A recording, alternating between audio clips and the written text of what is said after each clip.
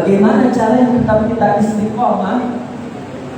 Itu ulama memberikan kiat-kiat khusus.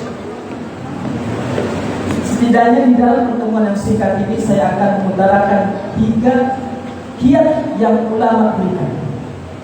Yang pertama, supaya kita bisa istiqomah, pertama kita yakinkan dalam diri kita annal istiqamata billah, bahwasanya istiqomah amal-amal soleh yang biasa kita lakukan di bulan Ramadan ini semata-mata bukan kekuatan fisik kita, bukan datangnya dari kemampuan kita, tapi datangnya adalah dari Allah Subhanahu wa ta'ala. Kalau bisa survei ini, jamaah yang hadir di sini umur-umurnya mungkin lebih banyak yang di atas 40 tahun. Sementara kalau di luar sana, di jalan Cidodol Raya sana, berapa tahun mereka? Umur berapa? Umur produktif. Tapi untuk hadir di sini, kemampuan-kekuatan mereka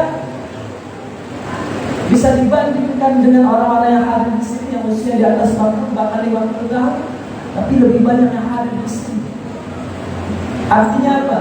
Itulah kekuatan yang datangnya dari Allah Subhanahu wa ta'ala. Dengan kita meyakini bahwasanya kekuatan yang ada pada diri kita di dalam melakukan aktivitas ketaatan itu sumbernya dari Allah Subhanahu wa ta'ala, kata ulama, inilah pintu untuk menutup penyakit ujub di dalam hati ini. Ujub itu adalah merasa terkagum-kagum, wah saya bisa sholat nih terawih full 30 hari di Masjid Al-Muharram, saya bisa kemudian khataman Quran 30 kali selama bulan Ramadan. Kalau dia lupa bahwa saya semua itu kekuatan yang datang dari Allah Subhanahu wa ta'ala, maka terbukalah pintu celak setan untuk membisikkan bahwasanya itulah perbuatannya berasalkan dari kekuatan diri sendiri, yang disebut dengan ujub, akan menghabiskan amal-amal saleh itu. Hal ini dimuliakan Allah Subhanahu wa ta'ala. Maka sekali lagi Rasulullah mengingatkan kepada kita bahwasanya amal taat kita, kemudahan kita melangkahkan kaki kita meskipun jauhnya posisi masjid dari rumah kita, tersiap-siapnya kita untuk hadir sholat ataupun menghadiri kajian-kajian, itu semata-mata karena gerakan taufik dari Allah Subhanahu wa ta'ala. Maka Rasulullah Shallallahu Alaihi Wasallam di dalam riwayat Imam Abu Dawud, salah satu doa yang senantiasa Rasulullah panjatkan, wala takilni ila nafsi tarfata ain. Panjangnya seperti itu. Allahumma aslih lana sya'nana kullahu wa la takilna ila nafsi tarfata ain atau ain. Ya Allah, jangan Engkau limpahkan kepada saya kekuatan itu semata-mata dari saya, meskipun sekejapan mata, selamanya jangan Engkau limpahkan kekuatan itu semata-mata dari saya. Maka ketika Allah lah sumber kekuatan, kita meyakini bahwasanya kita ini adalah hamba Allah yang diberikan nikmat keistiqomahan. Maka itulah kata ulama, bidayatul istiqamah, pintu permulaan untuk kita bisa tetap konsisten pasca Ramadan. Yang kedua adalah al-mujahadah, al-muthabarah, al-musabarah. Satu makna, yaitu bersungguh-sungguh, tekun, getol. Pak, Ibu tahu bagaimana getolnya kita masa muda? Kan kebanyakan di sini mungkin perumahan sekretariat negara dulu kerjanya luar biasa ketika masa muda. Seperti itulah getol kerja, getol ibadah. Istilahkan dengan mujahadah. Harus diupayakan, harus dilatih, harus dilatih. Seperti halnya anak kecil yang berlatih untuk bisa puasa, dia full dari terbitnya fajar sampai terbenamnya matahari, terus dilatih sampai menjelang balik, dan diwajibkan yang ketika balik dia sudah terbiasa. Ya, sudah terbiasa melakukan ketaatan dalam hal ini puasa. Maka Allah nyatakan di dalam surat Al-Ankabut ayat 69, walladzina jahadu fina lanahdiyannahum subulana. Dan adalah orang-orang yang bersungguh-sungguh tekun, berupaya terus keras melakukan ketaatan, lanahdiyannahum, maka sungguh Allah tidak menyanyiakan. Allah akan berikan jalan-jalan kemudahan, Allah akan berikan hidayah, Allah akan berikan taufik. Betapapun sulit keadaan, itulah ya kiat yang kedua, yaitu mujahadah. Nah, makanya Imam Ahmad ketika ditanya, kalau begitu ya Imam, kapan dong orang itu akan berleha-leha istirahat dari ibadahnya?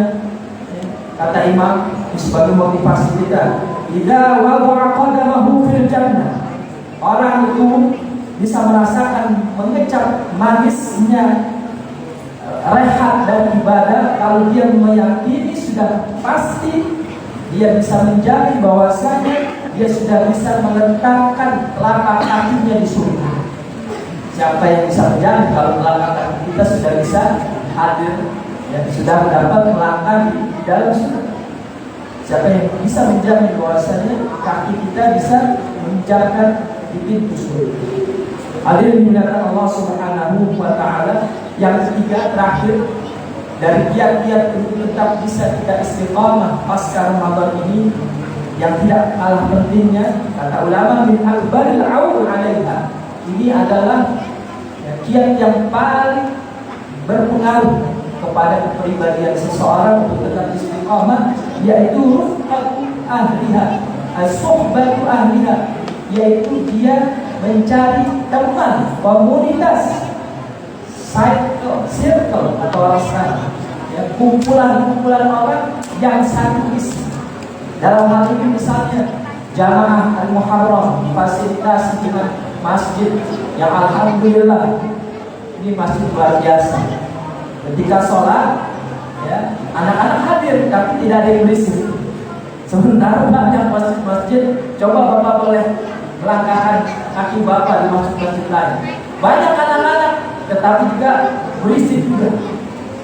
Tapi di sini alhamdulillah ini upaya dari DKM masjid. Kalau di Mekah, di Masjidil Haram namanya Khadimus Haramain, pembantu pelayan tanah haram Mekah dan Madinah. Kalau di Masjid Muharram, ya, Khadimu Baitillah, pelayan-pelayan rumah Allah. Dalam hal ini DKM bagaimana memfasilitasi kita supaya kita terbentuk sebuah komunitas yang baik. Di kiat-kiat untuk menjadi istiqamah, kita temukan pergaulan yang semisi, yang searah, rufqatus sahabah atau suhbatu ahliha. Sebab Rasulullah SAW dalam sebuah hadisnya riwayat Imam Abi Ya'la, beliau mengatakan, pernah ditanya, Ibnu Abbas pernah bertanya kepada Rasulullah, ya Rasulullah, ayyul julasa'na khairu, teman duduk kita ini, kawan kita ini, sahib kita ini yang baiknya kayak gimana? Ya kan jawab Rasulullah SAW. Kata Rasulullah, man dzakarahullaha ru'yatuh, kawan yang baik, kumpulan yang baik, komunitas yang baik, kalau engkau melihat memandang mereka, maka kamu akan terikat oleh Allah Subhanahu wa ta'ala. Dalam hadis lain, idza dzukirallah, kalau mereka dilihat, saya kalau melihat para jamaah sekalian ini, saya langsung teringat bahwasanya mengingatkan saya harus tetap taat kepada Allah Subhanahu wa ta'ala. Artinya ada nilai nur, cahaya yang memancar juga kepada orang lain yang dilihat. Tuh, itu keberkahan bergaul dengan orang-orang saleh. Ada ternyata di dalam pengalaman-pengalaman para salafun saleh terjadi demikian. Dalam lanjutan hadis tersebut lagi, ciri-ciri teman-teman yang baik, kata Rasulullah, wazada fi ilmikum mantiquh, dan menambahkan ilmu-ilmu kita dengan tutur kata orang tersebut. Banyak di sini dihadirkan ulama-ulama, para dosen, para kiai, semuanya yang tutur katanya menambah ilmu kita. Maka komunitas ini alhamdulillah termasuk komunitas yang akan membentuk keistiqomahan kita. Wa dzakarakum bil akhirati 'amal, dan mengingatkan kepada kalian gerak-geriknya dalam hal ibadah.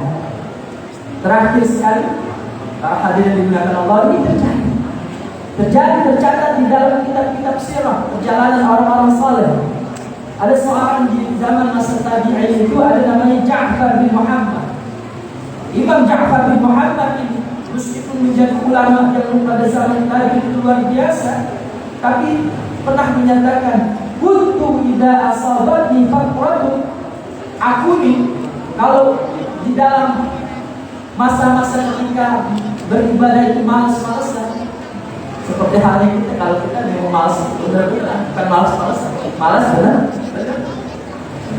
Kata Imam Ja'far bin Muhammad ini, kalau aku terkena malas, merasakan malas, enggak semangat, enggak bergairah dalam ibadah, aku hanya datang, jitu fanadatu fi wajhi Muhammad bin Wasa'. Aku berupaya untuk mendapatkan kesemangatan itu, aku berkunjung. Aku hanya melihat wajah seorang ulama Nabi namanya Muhammad bin Wasi'. Belum juga dia berbicara, Muhammad bin Wasi', belum juga memberikan nasihat. Tapi kata Ja'far, hanya saya memandang seorang Imam Ja'far Muhammad bin Wasi' ini pengaruhnya luar biasa. Fa'amalu biha usbu'an atau fa'amalu biha jum'atan.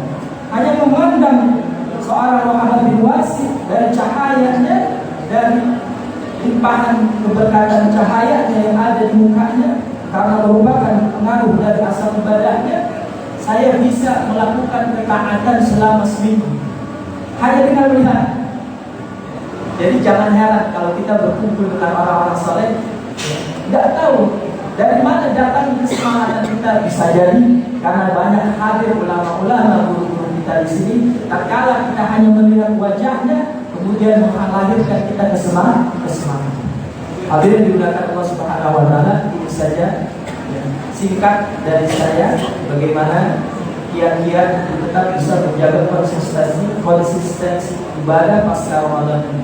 Terlebih mudah-mudahan ketika kita bisa melakukan ketaatan lagi di luar bulan Ramadan, percayalah bahwasanya bulan Ramadan yang kita giatkan dengan ibadah kita diterima Allah Subhanahu wa taala. Kata Allah, "Innama yataqabbalullahu minal muttaqin," dan hanya saja Allah menerima amal-amal dari orang-orang yang bertakwa. Jadi visi atau misi dari ibadah di bulan puasa ini berhasil menjadikan kita orang-orang yang bertakwa. Hadakallahu wa iyyakum ajma'in. Wassalamualaikum